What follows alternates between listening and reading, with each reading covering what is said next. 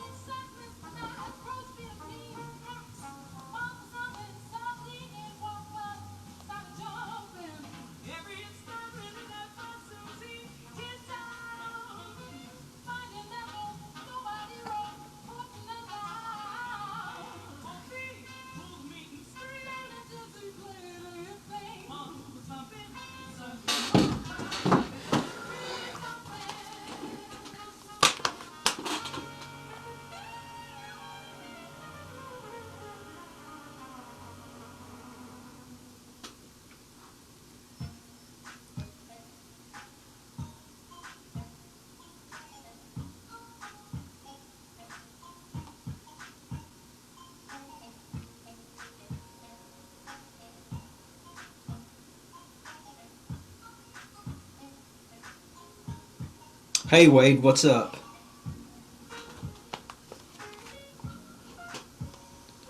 I'm going to get down to visit you soon. Me and Grant was talking about that just the other day, trying to figure out a time to come visit. I want in on this trip to Wade's.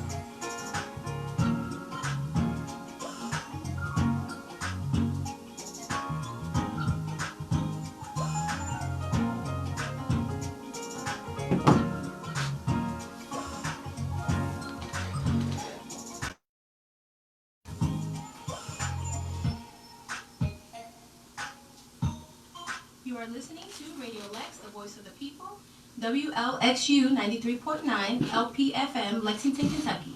I wonder if she can tell I'm hard right now. Yeah. Come on. Dance for me, baby. The views expressed on this program are not necessarily the views of Lexington Community Radio or its board of directors. The views expressed are solely those of the programmers. You are listening to Off the Cuff. Now, here's your host, Adam Banks.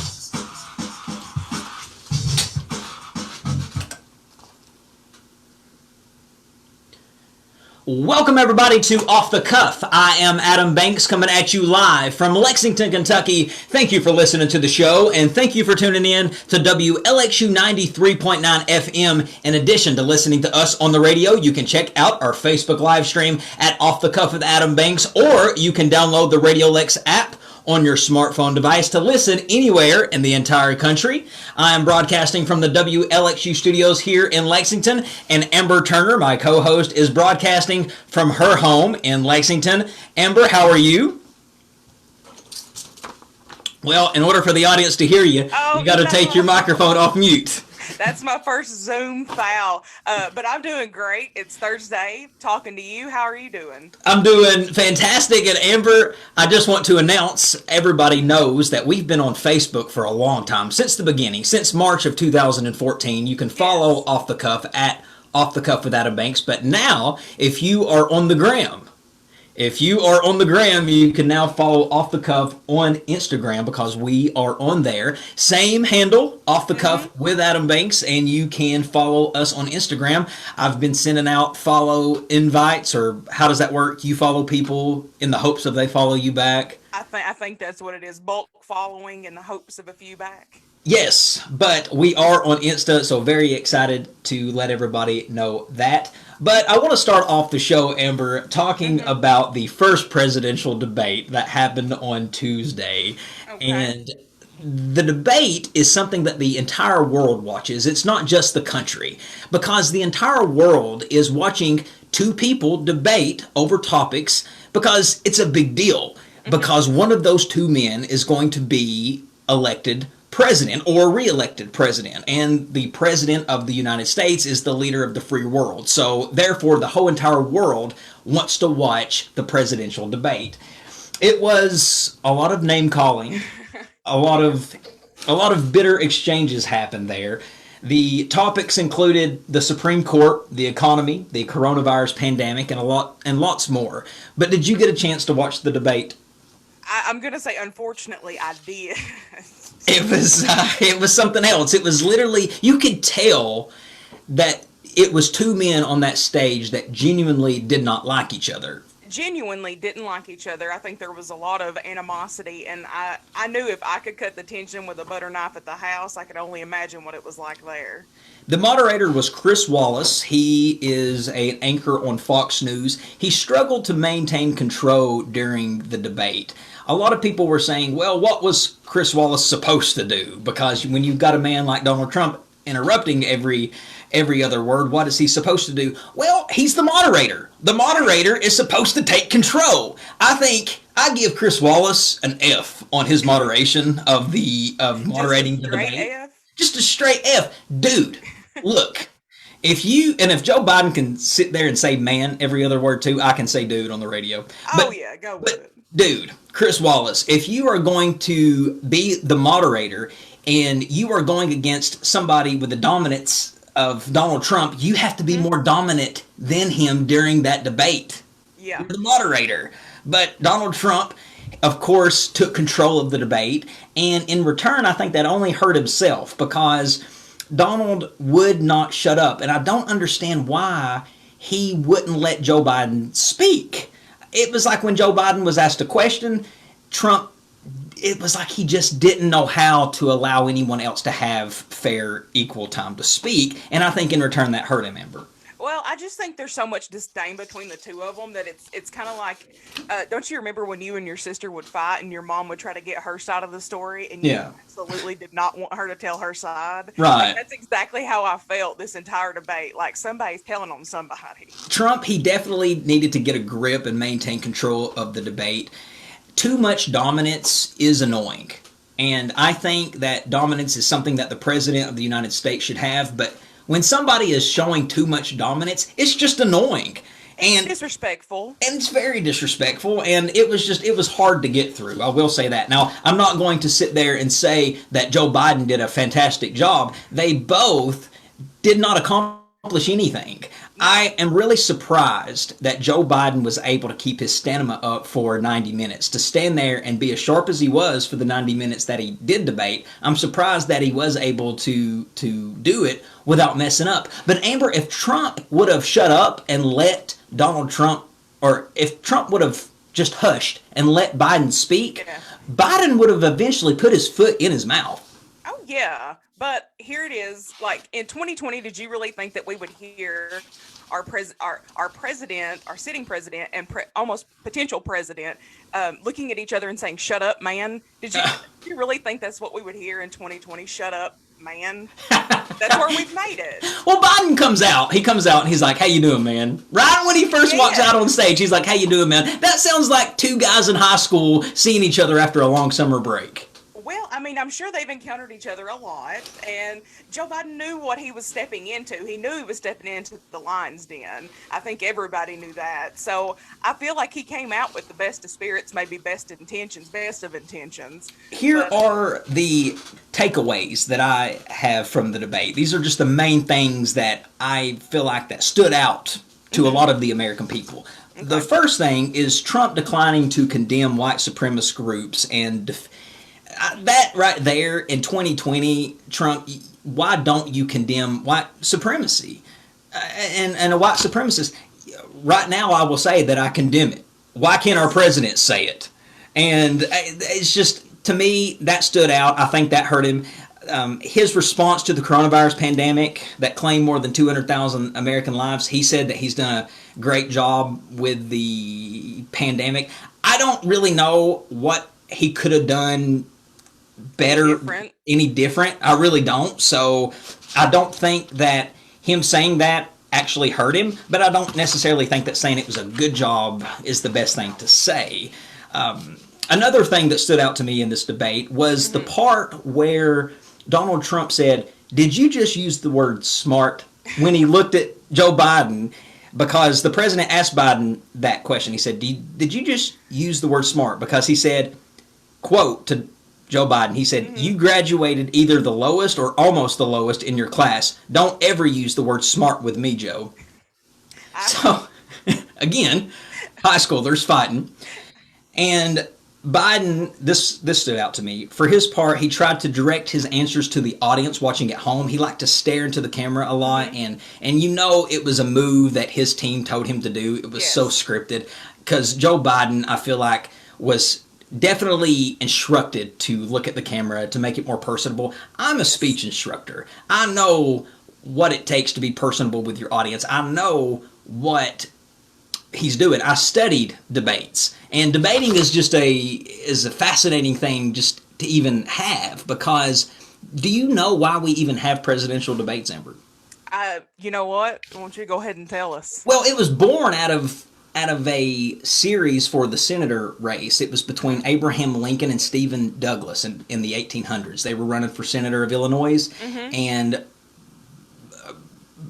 Abraham Lincoln was going around saying what he was going to do for the country, and Stephen Douglas was like, "Hey, where's my fair time to go around and say what I'm going to do?" So they actually set up a series of debates, and they kind of went against each other, and it caught on. And now it's something that's just caught on nationally, and we've been debating ever since. And the first televised debate, because debates have changed throughout the years, but the first televised debate was between John F. Kennedy and Richard Nixon in 1960. That would be a good one to go back and watch if there's footage from it. I'm serious. It is a debate that you want to go back and watch, and there is footage of it. You can go on YouTube. And what's interesting about that debate, even though it is the first television debate. See, these candidates had no idea what and how powerful TV is in 1960. They really didn't have a clue of how much power that could give them if they debate on TV. Because back in the day, you just debated on the radio, or you just debated with nobody really seeing you like the worldwide like television can do for people.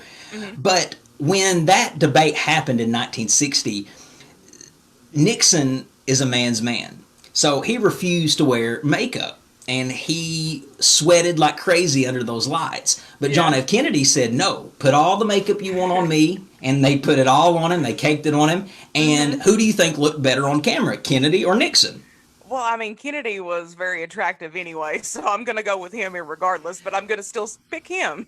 Well, the audience actually favored more towards Kennedy after that debate. And before the debate started, Nixon was winning by a huge margin. But after the first televised debate, when everybody seen what Kennedy looked like and they seen how smooth and suave he was, and they could put a face to the politician, then they were like, okay, this is who I want as my president. So the television debates really do have power. I guarantee you there were some people that did not know who they were voting for, and they were waiting for the televised debate to make that decision. I guarantee that, because I feel like I am definitely one of those people right now. One of my thesis papers in graduate school when I was studying communication was the symbolic interpretivism theory, which is a theory that talks about the characteristics that make up us, like our gender, our height, our weight, things like that. And I was saying that because of our symbolic interpretivism characteristics that we have, those are the things that people look at when voting for a candidate. Not necessarily how they are on their policies, but they're going to vote for maybe the better looking candidate, or the candidate that looks to be in better shape, or the candidate just because he's a man versus a woman, or just because he's white versus black. So I was saying that those characteristics is the majority of the reason why people vote for the candidate. Yes, I can agree with that. I can. You will gravitate towards people that you feel like you are compatible with, that you could have things in common with, because you don't want to vote for somebody that you have absolutely nothing in common with, because obviously they're not going to have any of the same stances you do. So, I mean, I can wholeheartedly agree with that. It looks like that what goes into making a debate or having a presidential debate, the reason why you don't really see it in small towns is because there is some strict rules when setting up a presidential debate. The first rule is that it has to be able to air condition 15,000 square feet, and it needs to be able to have at least 3,000 available hotel rooms around the venue. So a lot of small towns can't host the debate because of that. And a lot of universities just say, hey, we'll do it. But I think there was a vice presidential debate at Center College a couple years ago with Sarah Palin and somebody else. I'm not sure about that. Yeah, or it might have been Joe Biden and Paul Ryan, actually. But yeah, they were at Center College. Pretty interesting. But that is the first debate. It is over with. There are two left. The next one is on October the 15th. And the next debate, I'm not for sure what the format of this debate is. I know the first debate was just the moderator and the candidates. And then the next two debates, it's either a panelist format or a town hall meeting format, which I love the town hall meeting format because that's when actual people can ask questions to the candidates. Yep. I think the town hall will be very interesting in this particular debate, more so than any of the others. What kind of questions do you think are going to be directed towards Trump? Because there's a lot of people that hate him, and vice versa with Biden. There's a lot of people. There are so many people that are on Team Trump or Team Biden, and it's so strong. I mean, you can't get them off of those teams at all. No. So what kind of questions do you think are going to be targeted towards those guys? I really hope that people are going to take this serious, and it's not going to be just a massacre of either party, and people are going to go in and have constructed, comprehensive questions that can be answered, because you've got a golden opportunity. You're one of very few that get to go and actually ask a direct question to our POTUS or our potential new POTUS. So I just hope that they're good, strong questions. Exactly. All right, ladies and gentlemen, we're going to take a quick break and we'll be right back for our second segment. But I forgot to mention at the top of the hour, we have a special guest coming on the show at 4:30. And I'm going to be quite honest with you, Amber. I'm nervous about speaking to this guest because of how much power he has. He is a sitting circuit court judge, and he is running for re-election in November. David Allen Barber from Rowan County will be on the show, joining us via Zoom. I'm excited to talk to him. Very excited. But ladies and gentlemen, that's coming up at 4:30. Stick with us. We got lots more off the cuff coming at you live right after these words. Stick with us. 93.9 LPFM, Lexington, Kentucky. Здравствуйте, с вами Анелия Шаманская. Мы напоминаем вам, что перепись населения, census 2020 заканчивается в конце сентября. Перепись определяет, какие ресурсы получит наше общество. Все, что включает от ремонта дорог до школьных обедов, больниц и так далее. Перепись также влияет на то, кто представляет вас в правительстве и где Лексингтон сможет построить новые школы. На каждого человека, не прошедшего перепись, наш штат теряет более $2000 из федеральных фондов. Учитываются абсолютно все, кто живет в вашем доме, от младенцев до бабушек и дедушек, также двоюродных братьев и сестер и даже ваших друзей. Информация ни о гражданстве, ни о социальном обеспечении не требуется, и ваша личная информация никогда не будет передана никому другому и полностью защищена законом. Если вы получили открытку по почте, вы можете заполнить перепись на интернете на нескольких языках по адресу my2020census.gov. Также Have you been treated unfairly in housing?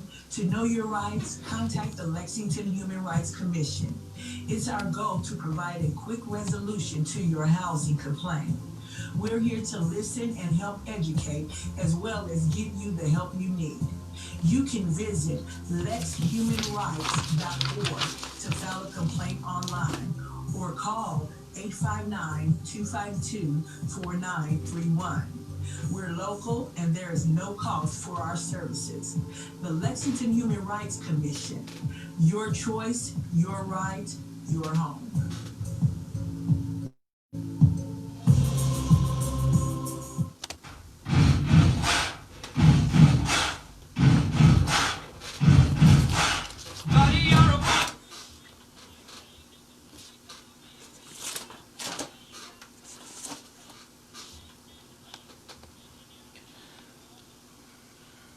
Welcome back, everybody, to Off the Cuff.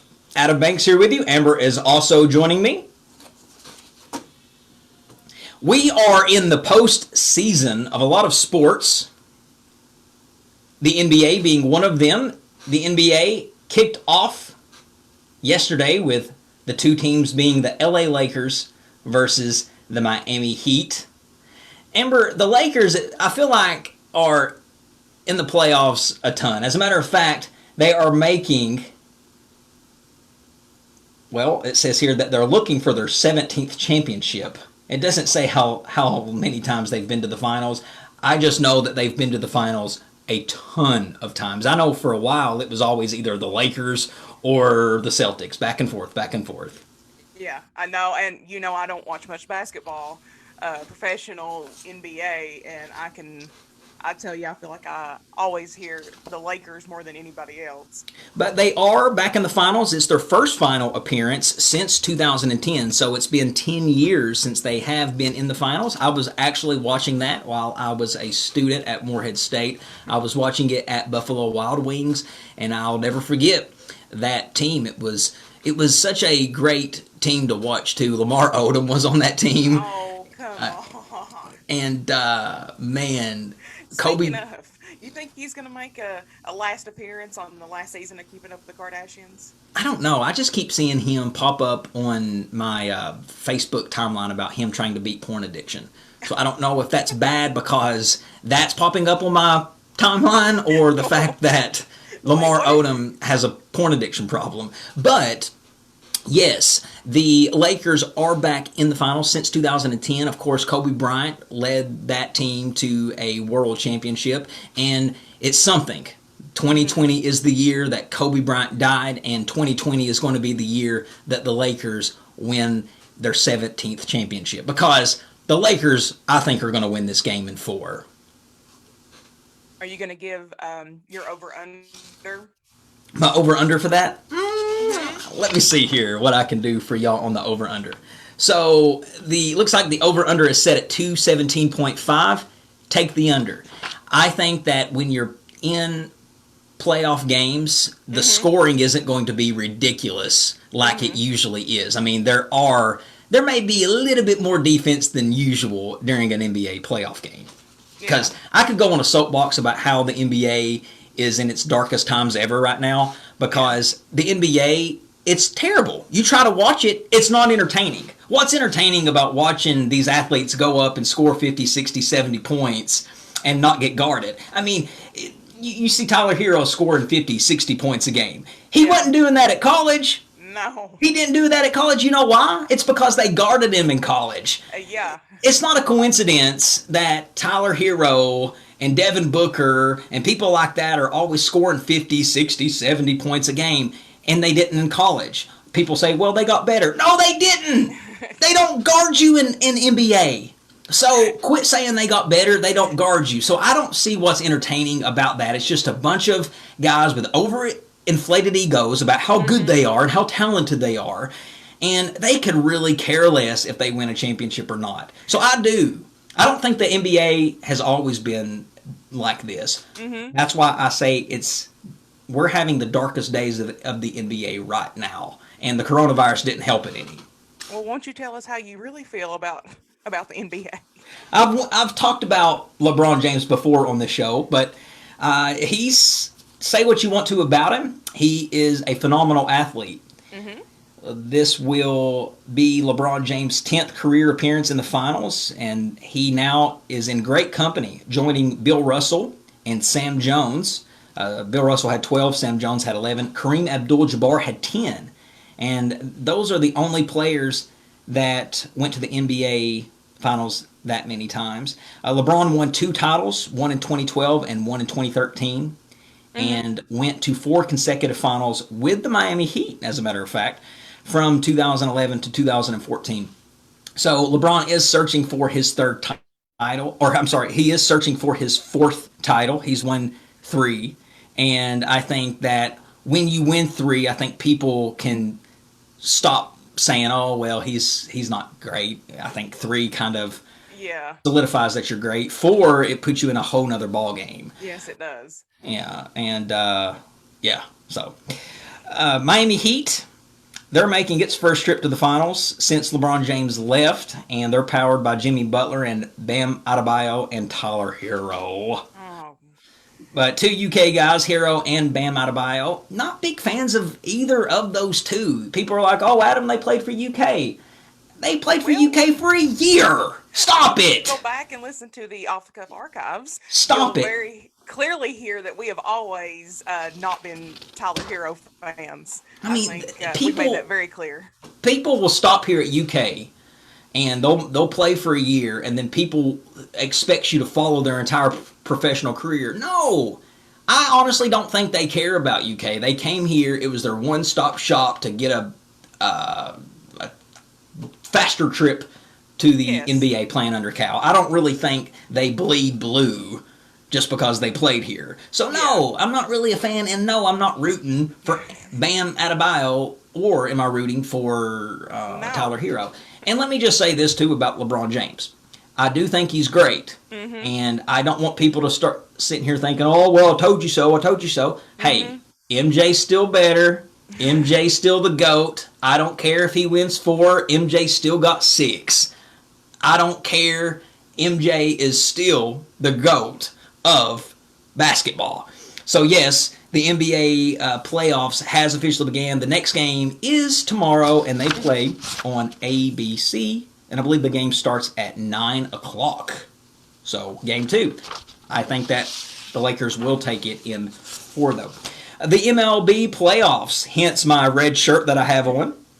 The playoffs kicked off, and it consisted of 16 teams. Now, a lot of teams are already out of it, Amber. Let me just give you an update on the playoffs because the playoffs are currently going on. The Dodgers versus the Brewers. The Dodgers is up 1-0. They play tonight at 10 o'clock. Braves versus Reds. The Reds are out of it. Unfortunately, they played their last game today. Oh, no. Cubs versus Marlins. Marlins is up 1-0. It got rained out the game today. Padres versus Cardinals. The Cardinals is up 1-0. That game is again tonight at 7 o'clock. That's the National League. Over here in the American League, you have Rays versus Blue Jays. The Rays won. Athletics versus White Sox. They're in Game 3. They're 1-1 right now. Twins versus Astros. The Astros won that one. And Cleveland versus Yankees. And the Yankees won that one. 5 networks will be splitting the broadcast duties throughout the 2020 playoffs. ESPN, TBS will split the Wild Card Series. MLB Network, TBS, and FS1 will share the Division Series. And Fox FS1 will get the NLCS while TBS gets the ALCS, with the World Series airing on Fox per usual. So that, ladies and gentlemen, is the playoffs of sports. Sports is finally back in full swing. How long have you been waiting to say that? A long, long time. But ladies and gentlemen, it's now that time for Off the Cuff to take its Song of the Week break. I'm very excited to play the song. I was actually reminded of how good this song was when I heard it on an episode of Family Matters that I was watching the other day. So sit back, relax, and we'll be right back after the song because we got Judge David Allen Barber coming up after the song. We'll be right back.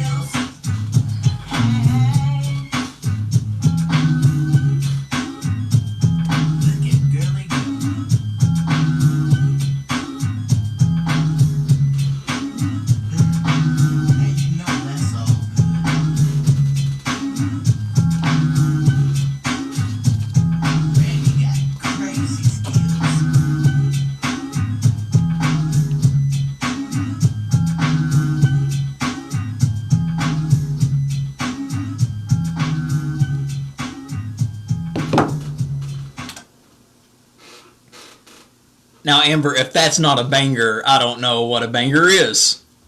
You know, I couldn't help myself but dancing. I'm sure the audience is so tired of me dancing, but you play some bangers. She's got skills. I don't want to ruin it for people, so there you go. You're welcome.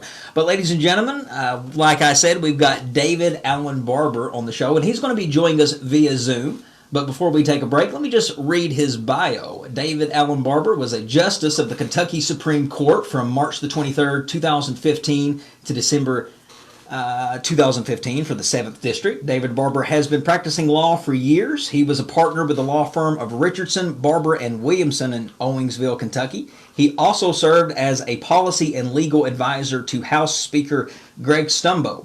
Barber was a Kentucky Court of Appeals judge from 2000 to 2007. In the early 1990s, Barber was general counsel to the House of Representatives before his appointment as an administrative law judge with the Kentucky Department of Workers' Claims. Early in his legal career, Barber served as the attorney for the City of Martin and the Floyd County School Board and was elected as Floyd County Attorney. David Allen Barber was appointed by Governor Beshear to the 21st Judicial Circuit 2nd Division Circuit Judge seat, which covers Rowan, Bath, Menifee, and Montgomery counties. It's a big deal.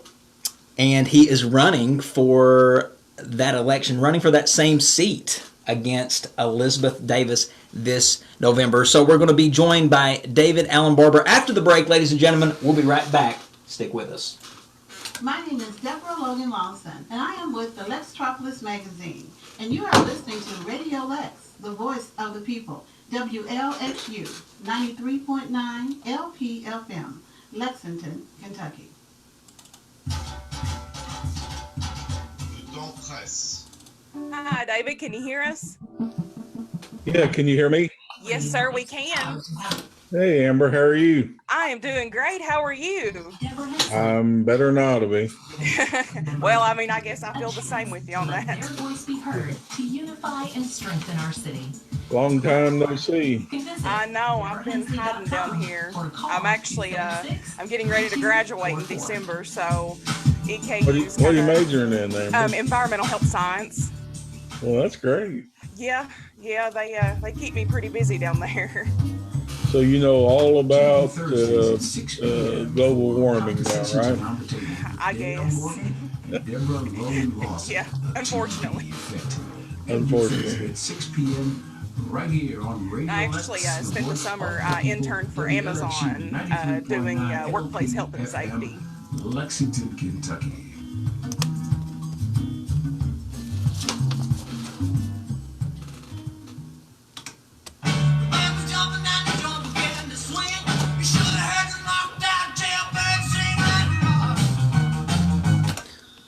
Welcome back, everybody, to Off the Cuff. Adam Banks here with you, broadcasting from Lexington, Kentucky in the WLXU studios. Amber is joining me via Zoom. And ladies and gentlemen, I'm very happy to be joined by Your Honor, Judge David Allen Barber. David, thank you so much for being a guest on Off the Cuff. Well, thanks, guys, for inviting me. Glad to participate. Well, I have to ask you, David, how does such a powerful guy like yourself stay so humble? Well, to be honest with you, Adam, I come from a family of, believe it or not, the Bankses, just like you, and we're a very large family. I was the youngest of the oldest grandchild, but raised a lot by my grandparents. And when you're at the bottom of the pecking order, you learn to be humble. It serves you much better. Absolutely. And one of the things I was reading about you, David, was that I found impressive was you studied speech communication in school in your bachelor's degree and your master's degree. So did you ever flirt with the idea of going into broadcasting? No, I've got, as you can tell, I've got a very unusual voice with an Eastern Kentucky twang. And I can tell you in law school and on the bench, people thought I was the janitor, didn't really know I was a law student or a lawyer until you start writing it down on paper. So then they want to borrow your outlines.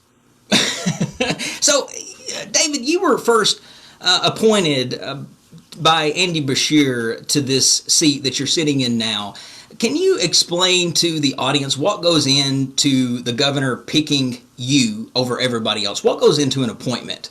Well, that's a good question, Adam. It's actually you're vetted by a group of bipartisan, half Democrats, half Republicans, and then the top three candidates are selected by that group of citizens and lawyers and the Chief Justice of the Supreme Court.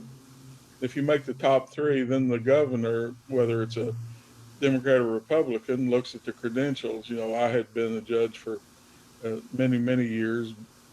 This is the first time I've actually been a trial judge. I had been on the Supreme Court and on the Court of Appeal, so it's kind of the reverse order.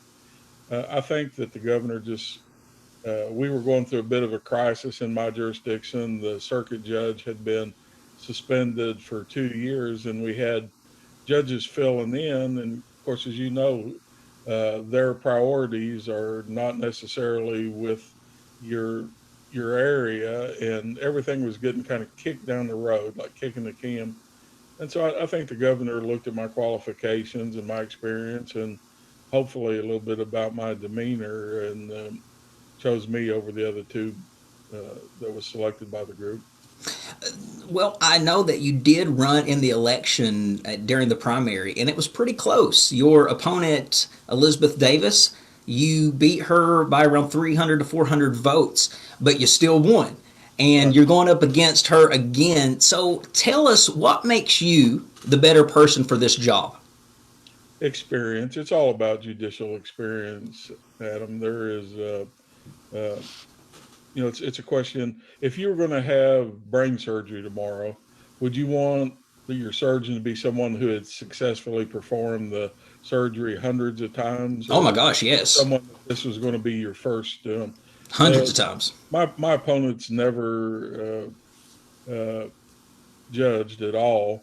She worked for a little while as assistant prosecutor. You know, I guess Amber will tell you I was the elected prosecutor at home for a number of years prior to going on the bench. So I would say that in the troubled times that we're having with this pandemic, as well as our particular circumstance in my jurisdiction of having special judges for 2 years, it takes someone with that kind of background to guide us through the situation as it exists.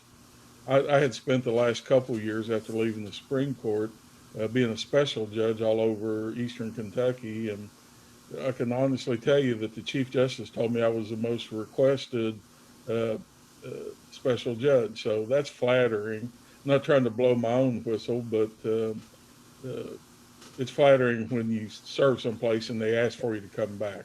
Well, let me ask you this, David. So sometimes, you know, and Amber can vouch for me here, I've been critical of judges for certain rulings that they've had on the show.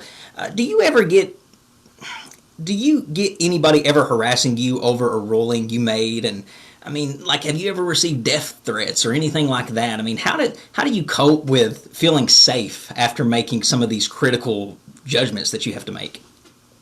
Well, you just have to have the grit in your crawl to do it. You know, I honestly fear more for my family. You know, I'm a big boy. I knew what I signed on for years ago. And yes, I have had many threats made, both as a prosecutor and again as a judge. Probably the most criticism I ever got was when I was on the appellate court. You know, being young and naive, I was going to go to the circuit judge's judicial college, Adam, and my colleague said, "No, don't do that. You're reversing those guys." And sure enough, man, that weekend they harangued me over rulings I made. But if you follow the law and follow the Constitution and kind of have a moral compass, a Christian-based compass, you eventually will come to the right conclusion.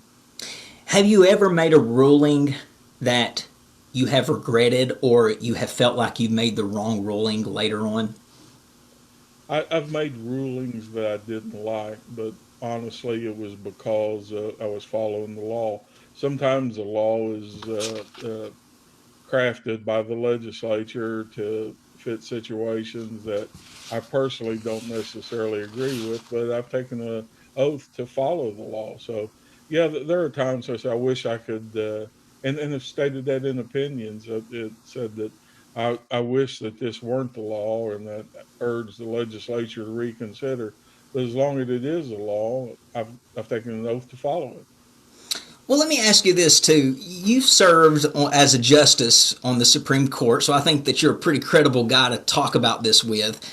Casino gambling here in Kentucky is illegal, but yet we have the Red Mile. And I've said this to Amber before, if that's not a casino, I don't know what is, because there's slot machines everywhere.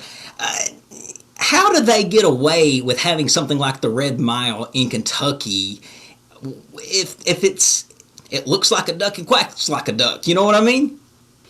Well, in an effort to try to fund education, we passed the lottery bill years ago that, and it was successful because, as you know, a large part of it was designed to go towards education, and many people have gotten to go to college who otherwise would not have been able to because of that funding mechanism.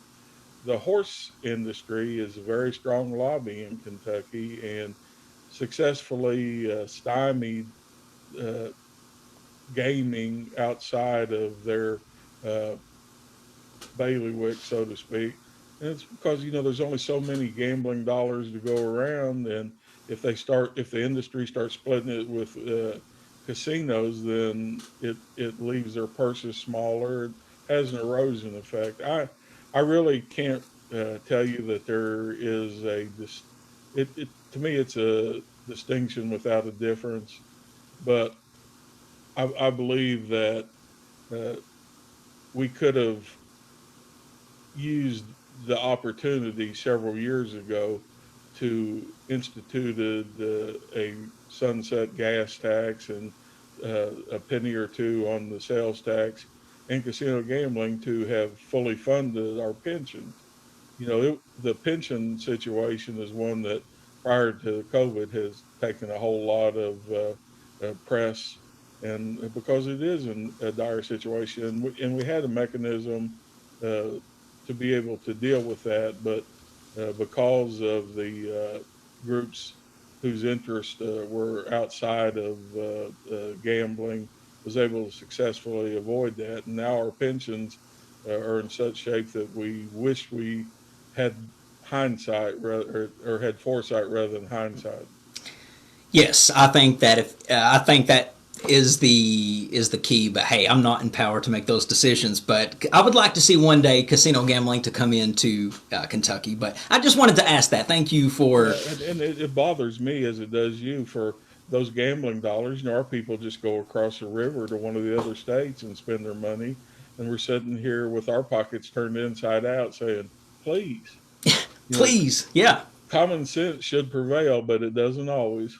Well, I'm glad to hear someone else shares that too. Well, while I still have you, will you just tell our audience why they need to go out and vote for you? I know you mentioned your experience, but real quick, while you have the Lexington airwaves listening to you and with our app, hopefully people in your areas that you serve, tell us why they need to go out to the polls in November or online to vote David Allen Barber for judge. That's a good question, and again, it's very uh, uh, humbling to me that, and I'm not real good, as you can tell, at blowing my own horn. I got an opinion about everything usually, but it's hard for me to ask people to donate to me or to vote for me. Uh, I tell those people who have questions about my credentials that I'm an open book.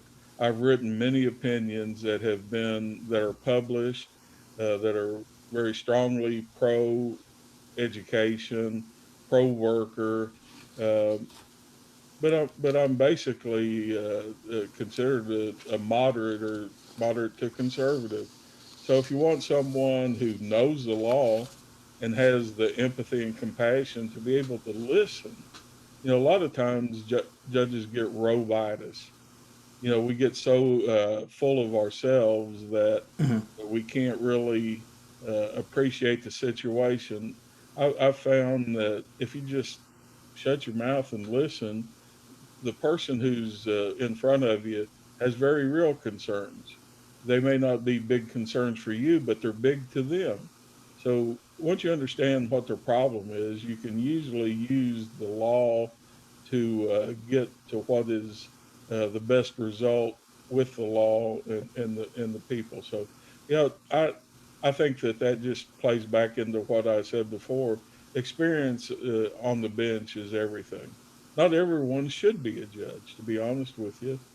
It's hard to sentence someone to the electric chair.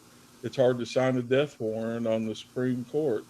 But if you follow the law and follow your oath, you do what you have to do. Well, last question.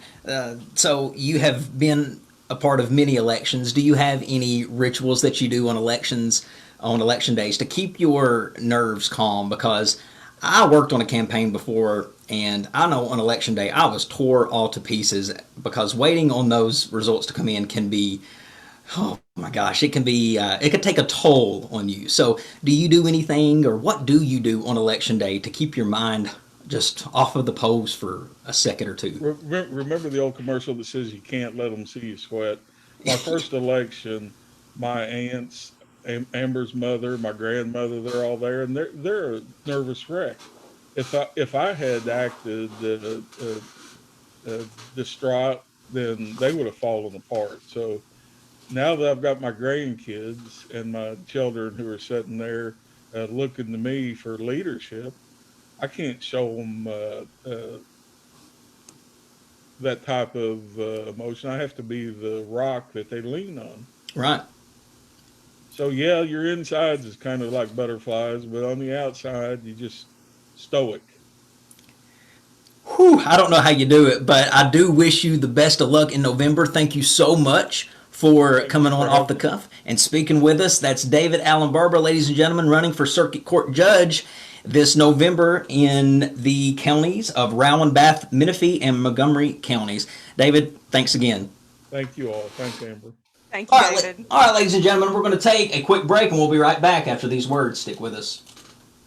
Well, I hope I didn't botch it, guys. You guys.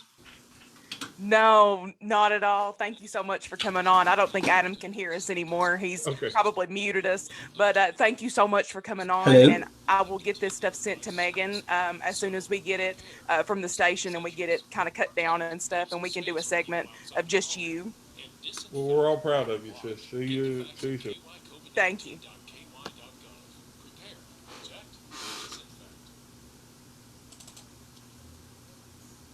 Hey, Bill, how are you?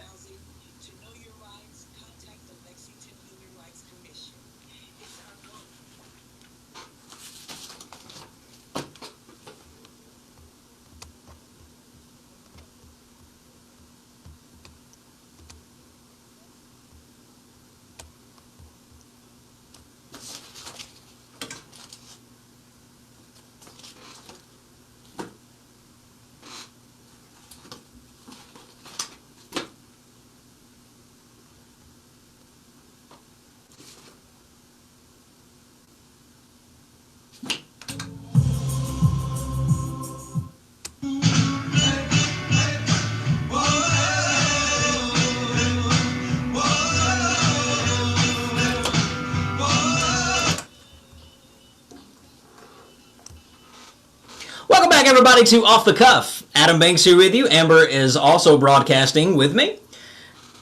I'm pretty sure that I was on the air during the commercial break, so I apologize if I came across the airwaves, but Amber, that wasn't as bad as what I thought it was going to be. I made it through without stumbling over my words speaking to a judge.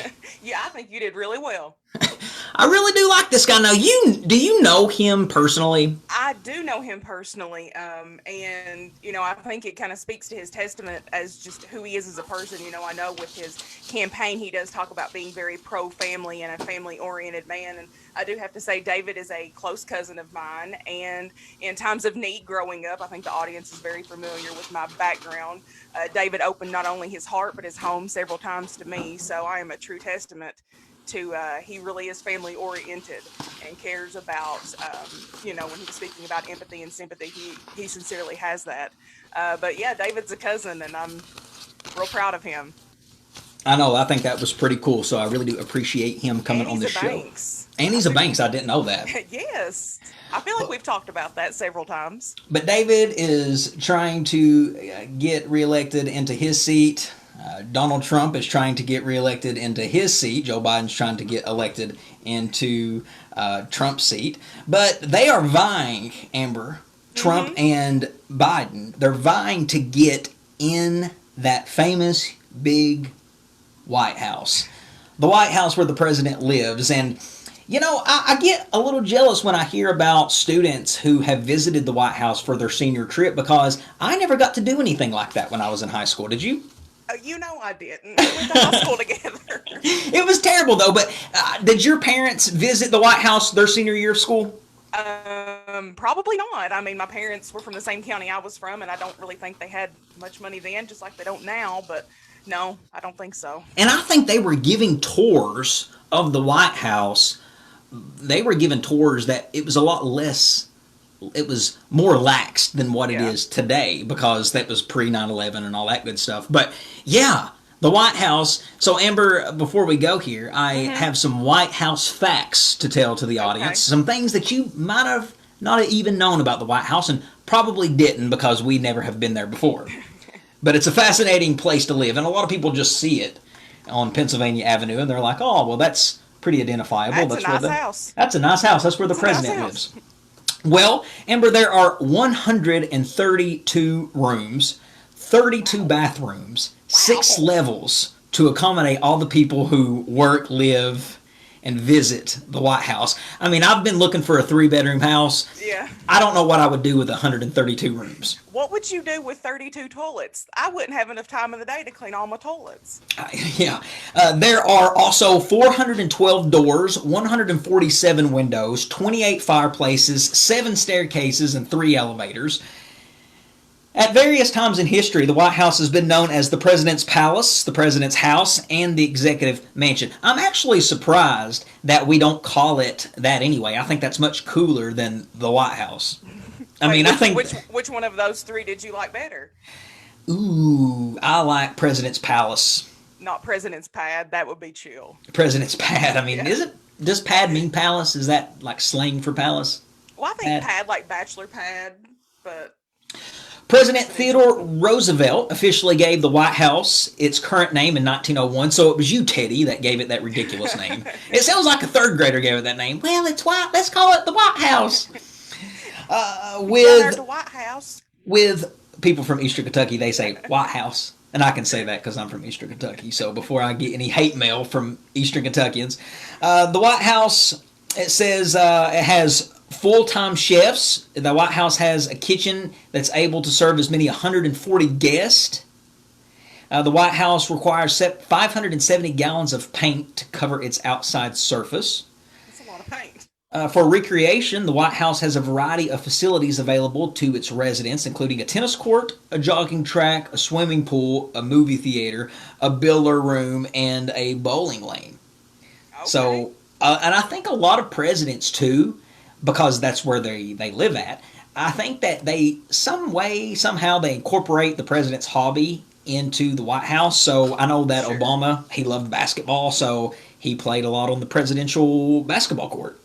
Which I'm not for sure if they built that for him. I'm assuming that since basketball is such a common sport to play, I'm assuming that it was already in existence. Well, wasn't it in The First Kid? Didn't he play basketball in The First Kid? Oh, he did. That is right. So, I guess you're right. It says, today the White House includes rooms for the president and his family, offices, guest rooms, a library, and a china room. These rooms are not open to the public. If you visit the White House, you can see the East Room, the Oval Blue Room, the Green Room, the Red Room, and the State Dining Room, which is used for formal dinners. And the reason they named these rooms by the color is because that's what color the room is decorated in. There you go. What about if you want to change the color in the room? You have to change the whole name. You have to change the whole name. And I think the First Lady has a lot to do with the decor of the White House. I will say that Melania Trump has decorated very beautifully for all holidays that she has been in the White House. She has. She's done a really good job for it. Camp David, Amber, is also something really cool. Camp David, do you know what Camp David is? Go ahead and tell us, Banks. Well, Camp David is the country's getaway spot. Camp David is where the president goes to chill. Okay. It is in the mountains. It's in, gosh, help me out here. Somebody on the show thread, where is Camp David? Because I had it written down here, now I can't find it. But I think it's in one of these states. Like, it's in the mounins. I'll just say that. South no, Carolina. It's not North Carolina, but it's very. It's like a retreat. It's his getaway. It's like a little. It's got a very cabinish feel. It's got lots of place to hike and just to be around nature, because the president has to have something like that because his life is chaotic 24/7.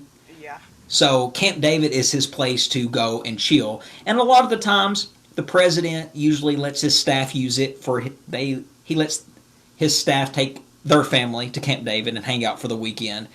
The only president that has never used Camp David since its existence is Donald Trump. Because Donald Trump says, you know how long you'll like Camp David? For about 30 minutes. That's what he says. Truth now, would he? All right, but he goes to his own location. He has his own location that he goes to hangs out because he's a billionaire. He can do that. He probably has a place that makes Camp David look like the Car Creek Lake in Knott County. Again, I can say that I'm from there, which I love the lake. It's very beautiful in Knott County.